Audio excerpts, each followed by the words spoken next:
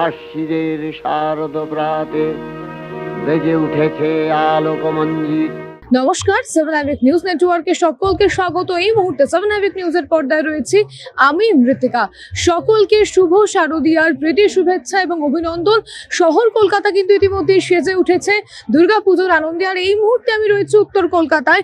উত্তর কলকাতার অন্যতম শ্রেষ্ঠ পুজো কুমোরটুলি সর্বজনীনে আমি এই মুহূর্তে রয়েছি। দেখেই বুঝতে পারছেন নঞ্চে ফঞ্চে অর্থাৎ ট্রিবিউট টু নারায়ণ দেবনাথ, এমনটাই কিন্তু রাখা হয়েছে থিম। আমি ধীরে ধীরে ভেতরে প্রবেশ করবো। প্রচুর মানুষ আসছেন, তারা দেখছেন। চলুন তাহলে একেবারে ভেতরে ঢুকেই দেখা যাক। এই মুহূর্তে আমি রয়েছি কুমোরটুলির সর্বজনীনে, দেখতে পাচ্ছেন সেই ছবি। যেমনটা বললাম, তো দুর্গাপুজোর জন্য কিন্তু শহর কলকাতা সেজে উঠেছে। শহর কলকাতার মানুষেরা কিন্তু সেজে গুজে বেরিয়ে গিয়েছেন প্যান্ডেল হপিং এ। আর এই মুহূর্তে আমি রয়েছি কুমোরটুলি সর্বজনীনে। এখানকার থিম নারায়ণ দেবনাথ, অর্থাৎ নারায়ণ দেবনাথের উপর ট্রিবিউট জানিয়েই কিন্তু এই প্যান্ডেলটা তৈরি করা হয়েছে। দেখতে পাচ্ছেন সেই ছবি রয়েছে, নন্টে ফন্টে রয়েছে বাটুল দি গ্রেট। সেইভাবেই কিন্তু সুন্দর ইলাস্ট্রেশন করা হয়েছে, ছবি একে একে যাকে বলে কার্টুনের দুনিয়া। আমরা খুব কম মানুষ রয়েছেন যারা বাটুল দি গ্রেট, নন্টে ফন্টে আমরা একেবারে পড়িনি। তাদের কিন্তু আমরা যারা পড়েছি, কাদের চাপে আর পড়ে হয়ে ওঠা হয় না, তাদের কিন্তু ভীষণ ভালো লাগবে। এই মণ্ডপ মানে বলা যেতে পারে বাংলা সাহিত্যের আইকনিক চরিত্রদের নিয়েই কিন্তু সাজানো হয়েছে এই মণ্ডপটি, যেটা দেখতে পাচ্ছেন এই মুহূর্তে 7 আইভিক নিউজের পর্দায়। নঞ্চে ফন্টে বাটুল দি গ্রেট কমিকের আকারে কিন্তু এখানে সুন্দর করে আঁকা রয়েছে। এটা কিন্তু আমার এন্ট্রান্সটা। আমরা কিন্তু এই মুহূর্তে রয়েছে একেবারে এন্ট্রান্সে।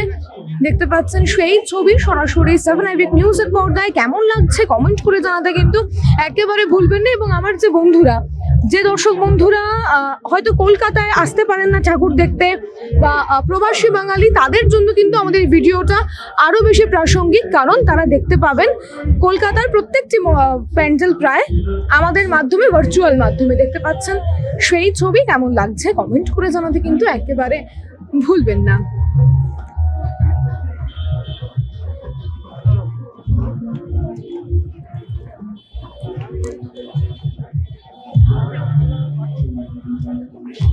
এখানে বিভিন্ন প্রচ্ছদ এবং অলঙ্করণগুলো তুলে ধরা রয়েছে।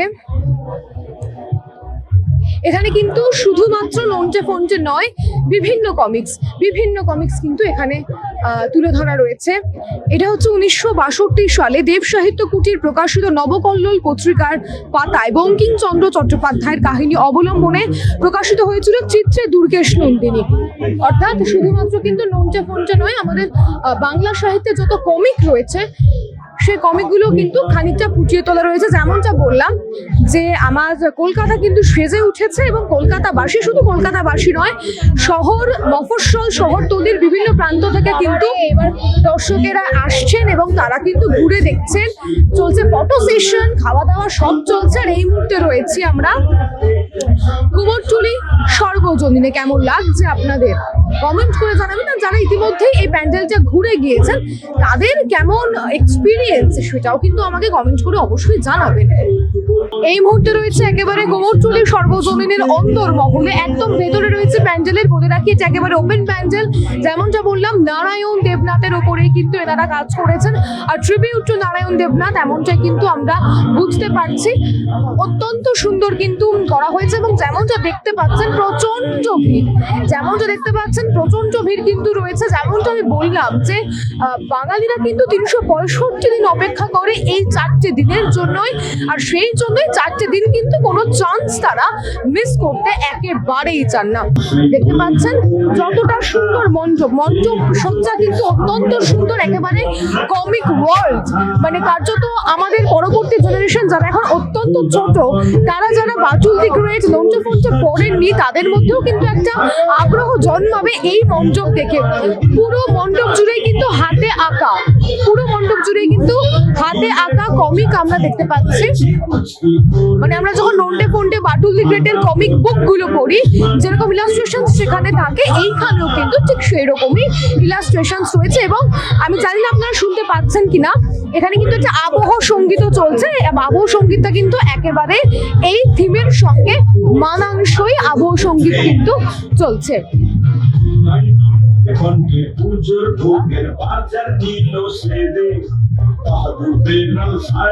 দেখতে পাচ্ছেন আমি ভিড়টাও আপনাদেরকে দেখাচ্ছি, ইলাস্ট্রেশন গুলোও দেখাচ্ছি। এটা আমি কিন্তু আপনাদেরকে ডে লাইটে পুরো মঞ্চটা দেখাচ্ছি। রাতে কিন্তু যখন আলোর খেলা হবে তখন কিন্তু দেখতে আরো সুন্দর লাগবে।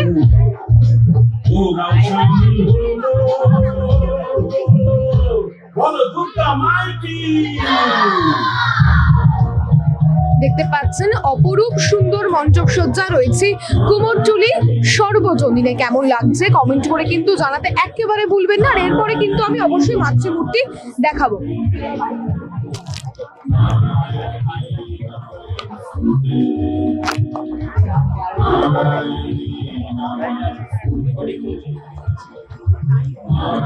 দিদি একটু কথা বলবো, কোথা থেকে আসছেন?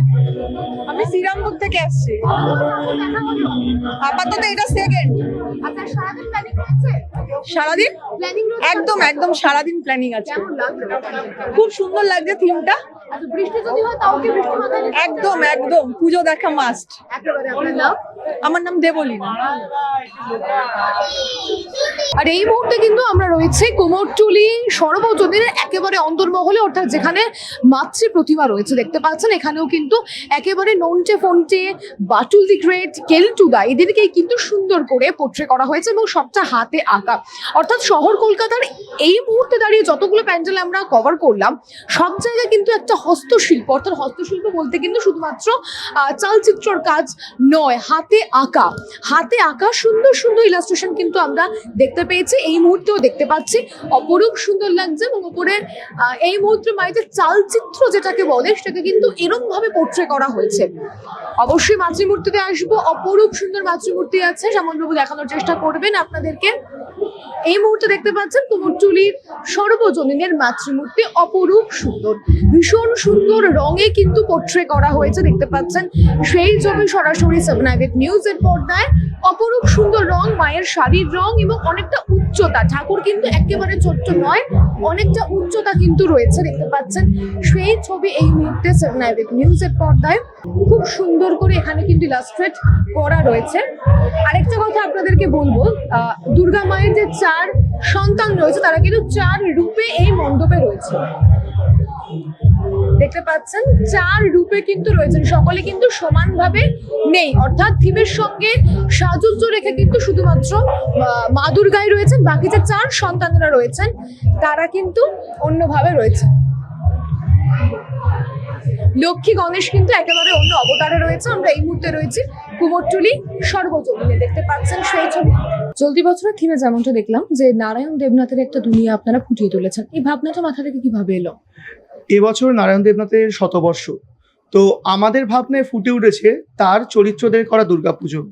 এই যে দুর্গাপুজোটা আপনারা দেখলেন, এটা নন্টে ফন্টে, বাটুল তীরে, ধাঁধা ভোঁদা এরাই করছেন।